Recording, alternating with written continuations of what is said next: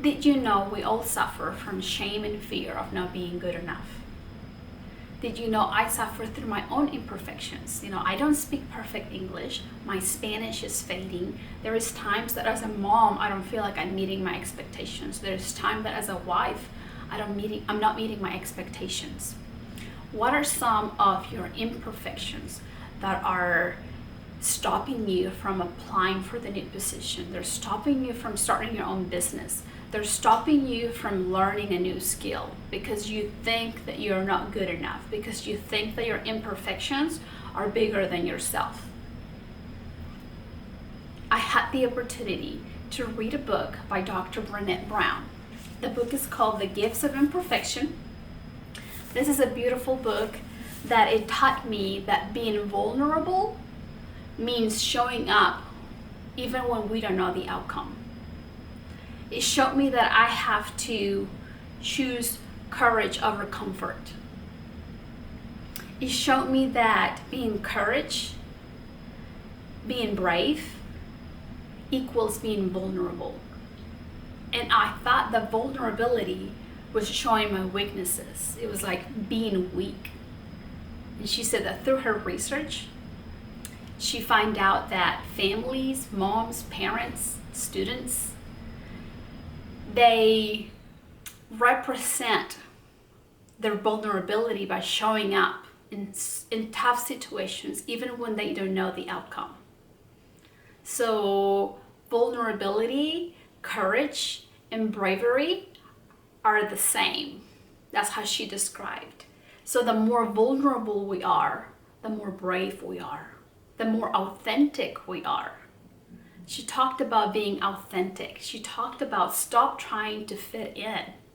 Stop feeling that tension that goes around your shoulders all the way to your belly and then back when you're in a social situation where you don't know how to behave because you're trying to fit in. You're trying to observe what they're ordering if they're in a restaurant. You're trying to pay attention of how they're sitting, what they're wearing, what they're talking about. You're questioning in your mind, is this the right thing to do? Will I offend them? Because you're trying to fit in. You're not being yourself. You're not being authentic. Let's stop trying to fit in and let's be more authentic.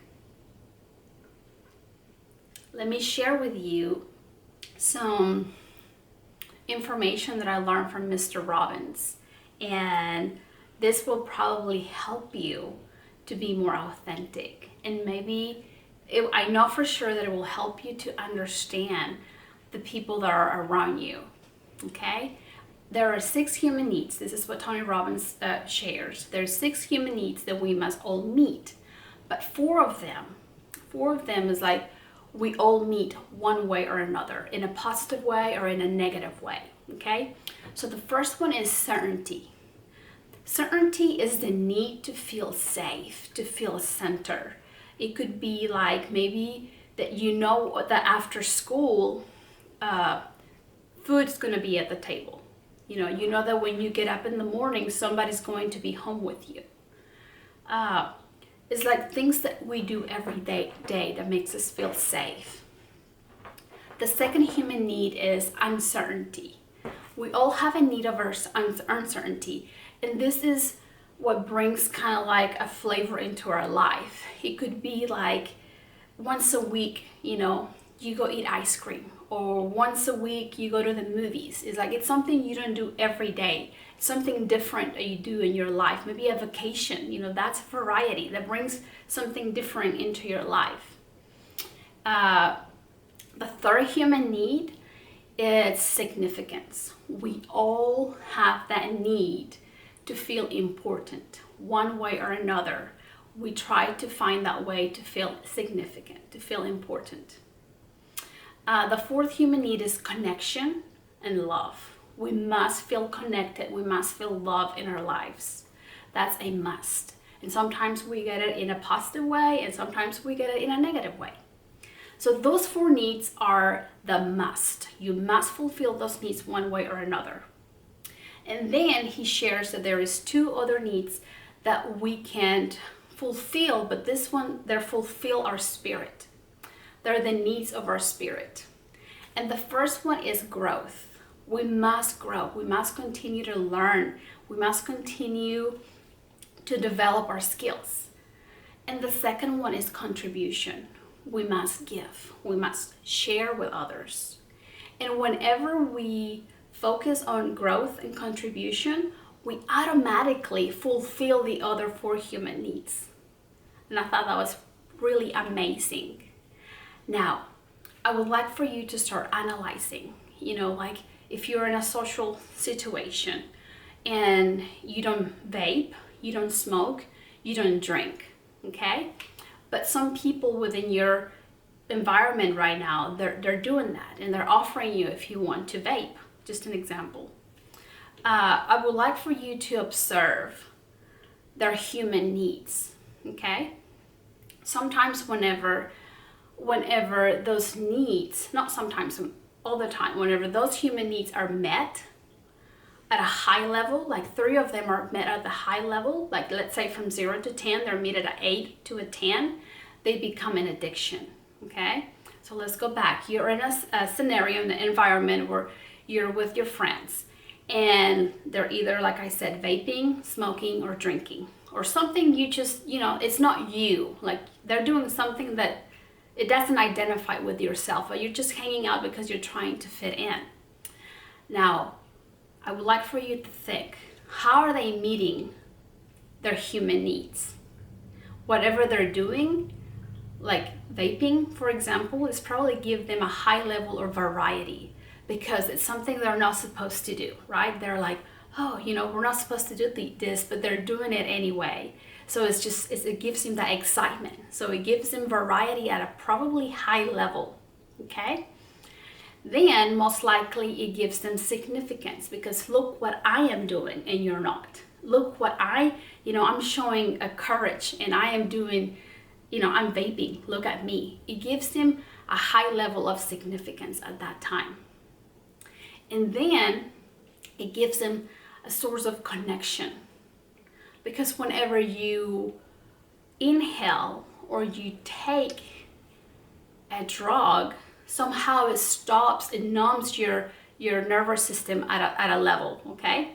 So at that time, they're probably connecting with their problems. They're probably connecting with themselves and what's going on in their lives. And at the same time, they're connecting, with the people that are doing the same thing at a high level.